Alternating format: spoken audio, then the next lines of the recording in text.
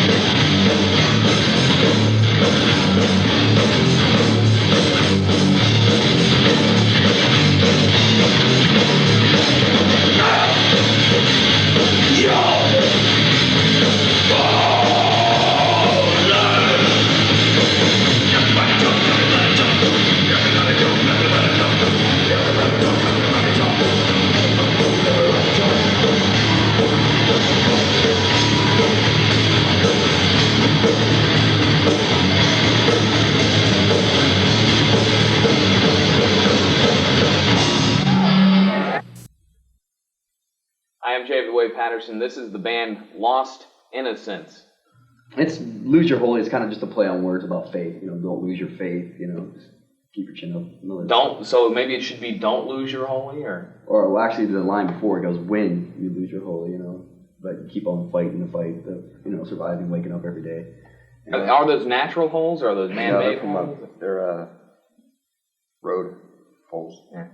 Like that is a road motorcycle. Oh, okay. What kind of motorcycle do you have? It's an Interceptor. How long have you been in Lost Innocence? About 3 years. Before this, 4 years. Now, in a recent review in this wonderful trade publication, Toke Magazine said that they made the comment that the band lacked quality sound.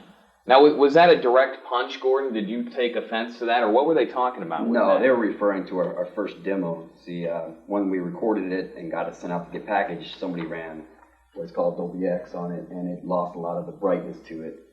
And they just were referring to, it was actually a tape review, and they were referring to how it kind of sounded a little bit muddy. Okay. Now, are we talking about this tape right here, Lost Innocence? Yeah. Okay. So do you plan on having a new tape out soon or a new CD out soon? Well, we're working on some new material stuff. We had some stuff written, but with the new members and all, we want to get them in the writing process. And yeah, we should be working on a full CD pretty soon. Okay. Gordon, explain to me the dirty doll on this. How in the world did you find this dirty, possessed-looking doll? Well, the guy that did this guy named Ren, he did our photos for the band photo for the inside. He was into some artsy type things, and he had this whole roll of film with the band photos on the end of it, and I took it in to get developed. And the lady looked at me really weird when I picked up the photos, and she's like, "You got some strange photos." I had no idea what was on this roll of film, and I started flipping through it, and we were still trying to toss around ideas for the cover, and here's this photo of this doll head with this ink or whatever it was on it, and I said, "That's it. That says Lost Innocence right there." And we went with there. Now, Gordon, explain Lost Innocence to me. What were you, where were you coming from when you brought about the title of the band, the name of the band? That's different reasons too. Just about growing up, when you had your first drink of beer, first tattoo, first girlfriend. Okay. Basically. Aaron, Marvin, Kenny, I've got a question for you guys. Explain some of the strengths of the band since you guys have joined the band Lost Innocence. What would you consider your stronger points? Just new ideas, adding new ideas to stuff that's already been structured, restructuring stuff. And the weaker points of the band? Not too many weak points, really. Who's the guy that always shows up late for the sound check? Most people are on time, really. Yeah. It's not one person, it's another. You tend to get along well? Yeah, we get along pretty well together so far. Yeah, It's been so all far. What sets you guys apart from the other local bands in San Antonio? Different sound. A different sound as of how? How have you consciously made an effort to have a different sound from other bands in the city? I think all of our different influences helped produce a sound for us that is a little bit unique. So I'm hoping that for us that would make a difference. Now, has the band done a lot of playing outside San Antonio? Us as a unit here, no. No, we just... Our first gig as a unit here will be coming up here in about a week. Okay. Now, Roy, you and Gordon were the original members of the band, is that correct? Mm-hmm. What happened with the original incarnation of Lost Innocence? With the other members, I guess... Always showing up late to sound check? No.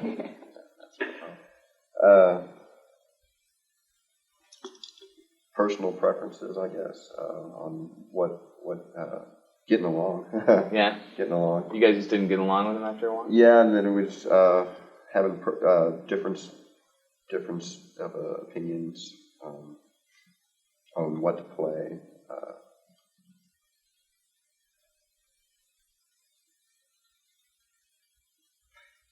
What style of music to play? I mean, did they want to go in a different general direction than you guys did? Yeah, they want to go in a different direction. They didn't want to compromise or work. They didn't want to really compromise or anything. Mm-hmm. What do you consider is the number one problem facing local bands in San Antonio? Practice. Lack of support. Lack of support? Yeah. Why is that? Yeah, Well, I guess there's really not many places to play anymore around here, but then it's hard to get people to come out. Okay. What's the solution to that? Advertisement, I guess. On the band's More part clubs. or the club's everybody. part? Or how many different magazines have you guys been featured in? About 3 or 4, I'd say. Grimoires from Austin, that Toke magazine, as you referred to earlier. And international acclaim, too. Yeah, there was a guy in from Germany, and he's looking for Texas metal because he thought it was really good. We're actually, all Texas metal is really big overseas, believe it or not. Mm-hmm. And I gave him a demo, and he faxed me back and just a whole paragraph on raving about how much he liked the tape and how much he hopes we could put it out on CD. And he writes for a magazine called Underground Empire, and there was a review in it. Is there any way to get that in the States? I imagine you could fax him. I don't know if it's in English or German, though. Uh-huh. So what all did he have to say about Lost Innocence? And was it the current lineup in Lost Innocence, or was it the previous? No, this is still our previous one. That's the only one we have on tape so far. You know, like I said, we're still trying to write with these guys and get a feel for where we're going to go with it.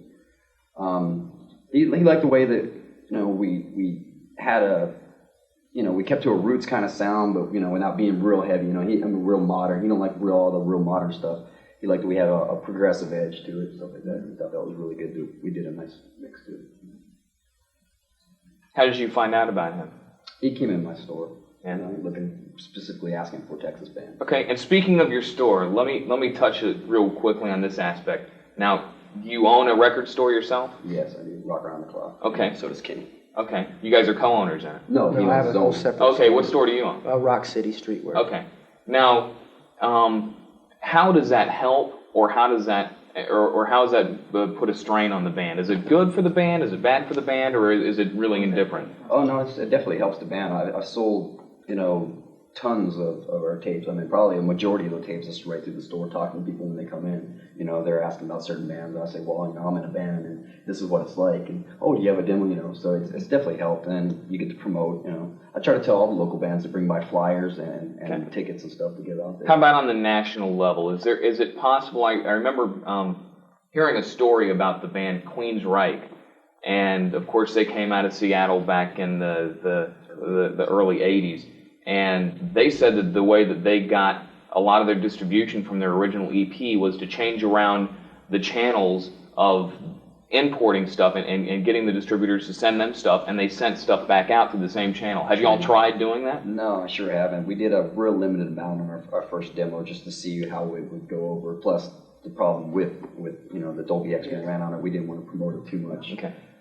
In future releases, though, yeah, there is some connections overseas, and I think they do some trading. So many things have changed since then, though, as well. I mean, as far as these big entertainment groups that are the major music distributors that are just so huge, is that even possible to do anymore? To get national distribution from the hometown level, Yeah. from the grassroots? Yeah, there is, because, there's also a lot more indie labels out there, and if you already paid for your production, your tape and stuff like that, all they have to do is distribute it. And if it's in trade, no cash coming in your own pocket, there's money to be made for everybody. Okay. What national bands outside of yourself that are big are you into? Machine Head. Machine Head?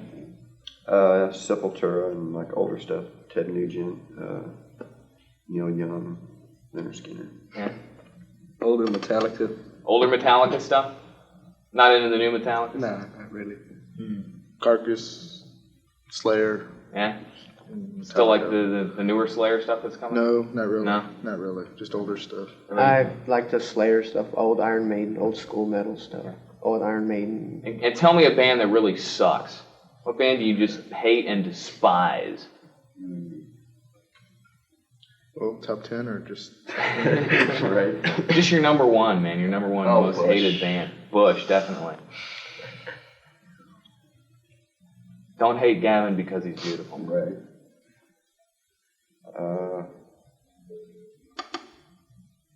Come on, you gotta hate some band. Doesn't have to be a rock band. Who does the mucker? And once again, Lost Innocence. I'm Jabe the Wave. Thank you guys very much for coming by. Thank you. Yeah, definitely. Next time, bring the beer. Yeah.